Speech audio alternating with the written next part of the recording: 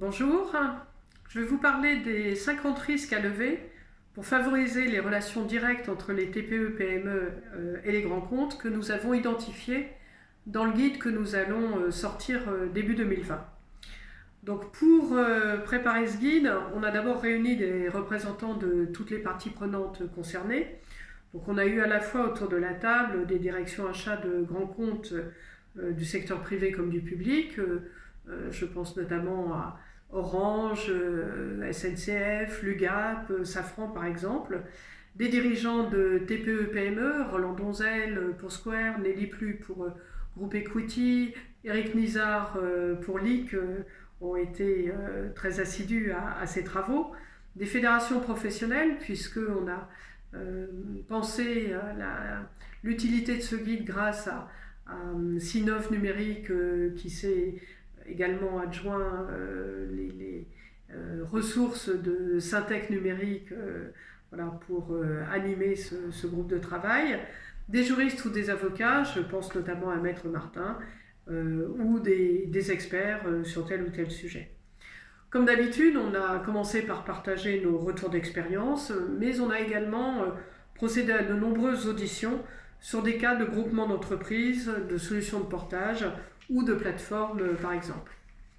On a suivi le processus de mise en relation entre les petites entreprises et les grands comptes depuis l'amont du sourcing jusque pendant la vie du contrat. On s'est intéressé aussi bien au point de vue du dirigeant de la petite entreprise qu'à celui du grand compte, et c'est ainsi qu'on a identifié ces 50 risques à lever qui figurent dans notre guide. Je vais vous donner quelques exemples d'idées reçues et vous expliquer également comment vous allez trouver le sujet traité dans notre guide. Systématiquement, on est passé par 3 étapes. On a décrypté l'idée reçue pour expliquer la réalité de la situation. Ensuite, à chaque fois que nécessaire, on a rappelé les textes de loi qui encadrent la situation. Et enfin, en dernier lieu, on a présenté les recommandations et les meilleures pratiques que nous avons pu recenser.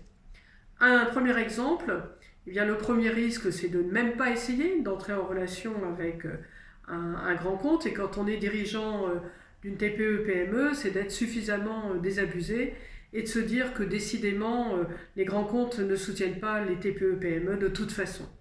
Dans la réalité, il existe de multiples démarches de soutien aux TPE-PME et on en a recensé un certain nombre dans lesquelles les grands comptes peuvent choisir de s'engager. On a mentionné Pacte PME, l'association du Lab Pareto qui est une émanation du Centre des jeunes dirigeants, Andeco Service, créé en partenariat avec l'association Pas à Pas, spécifique aux relations avec les entreprises du secteur protégé et adapté, les ESAT et les EA par exemple. On a également mentionné les approches par les territoires, comme le calcul de l'empreinte économique développé par le cabinet Utopie, ou le sourcing de proximité animé par l'association de la miel en Seine-Saint-Denis sur les 9 communes de la pleine commune. Les approches par filière, comme l'AFNET, qui favorise l'innovation et la compétitivité grâce au numérique de l'industrie française, ou Boost Aerospace dans le monde aéronautique. Deuxième frein, toujours pour se faire peur et ne pas entrer dans la démarche en se disant qu'on est battu d'avance et donc que ça ne vaut même pas la peine de partir, ces chefs d'entreprise qui se disent « mon entreprise est trop petite pour obtenir une commande directe d'un grand compte ».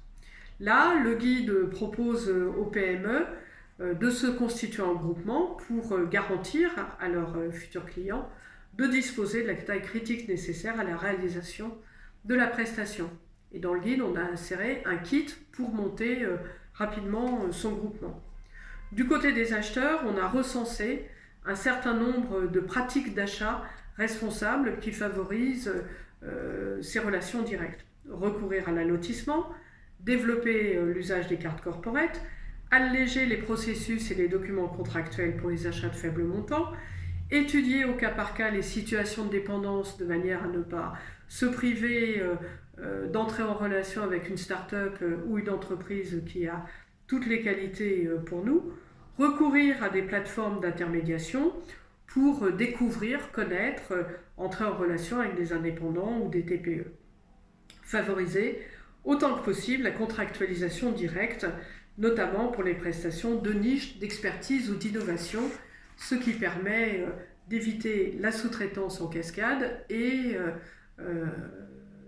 les marges en cascade aussi. Donc vous voyez sur ce simple exemple, si on le veut, si on en a, je dirais, cette volonté politique, on dispose de solutions pratiques, existantes, multiples, pour traiter ce risque et recevoir des offres de la part d'indépendants, de TPE ou de PME, sans qu'ils aient besoin de faire grossir leur propre structure. Pour les acheteurs publics, le guide pratique pour faciliter l'accès des TPE-PME à la commande publique contient 16 fiches pratiques. Pour les chefs d'entreprise, le guide publié par la médiation des entreprises, Oser la commande publique, couvre une dizaine de problématiques les plus couramment rencontrées.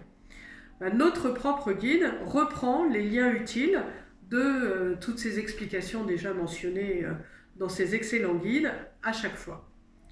Les peurs sont multiples, elles freinent la mise en relation directe, on en a recensé une quinzaine dans notre guide. Elles biaisent aussi la phase de consultation. Par exemple, pour ceux qui se disent, l'acheteur ne regarde que le prix. Une étude sur les critères et pondérations utilisés dans les procédures de marché public publiées par l'UGAP sur la période 2010-2015 montre que dans 3 procédures sur 4, le critère prix était égal ou inférieur à 50%. Vous voyez qu'il y a de la place pour d'autres critères. Le Code de la commande publique contient des dispositions sur le mieux-disant. D'ailleurs, l'acheteur public ne peut se fonder sur le critère unique du prix que dans la mesure où le marché a pour seul objet l'achat de services ou fournitures standardisées dont la qualité est insusceptible de variation d'un opérateur économique à l'autre.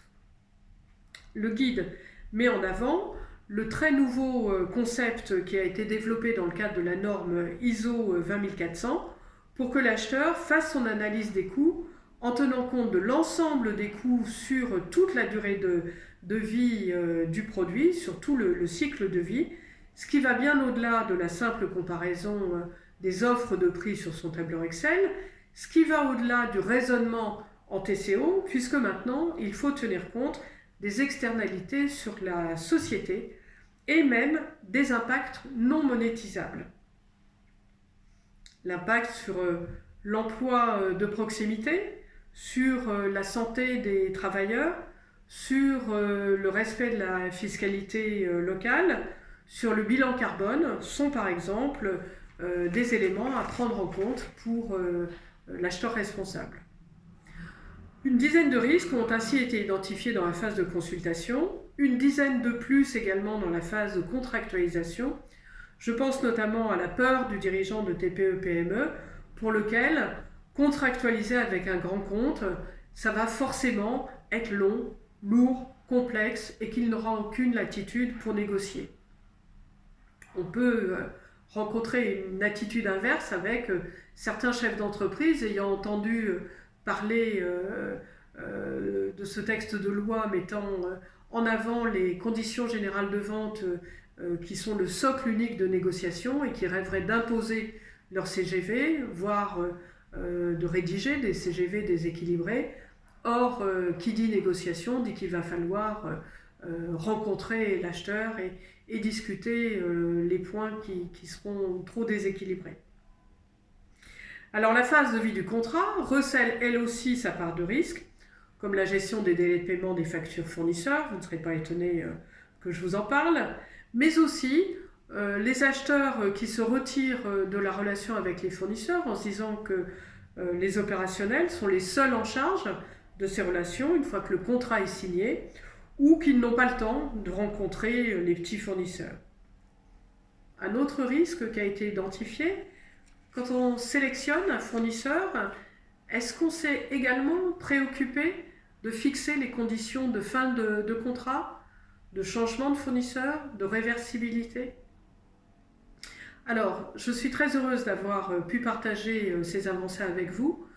Ce que nous espérons avoir, eh bien, c'est votre retour avec le fait que vous nous remontiez les problématiques qu'éventuellement vous n'avez pas vu traiter dans ce guide, ou les bonnes pratiques que vous pensez que l'on pourra promouvoir dans notre prochaine édition du guide. En effet, on souhaite qu'il puisse être évolutif et donc on pense le sortir sous une forme de e-book. Voilà, je vous ai tout dit. Je vous remercie. Au revoir.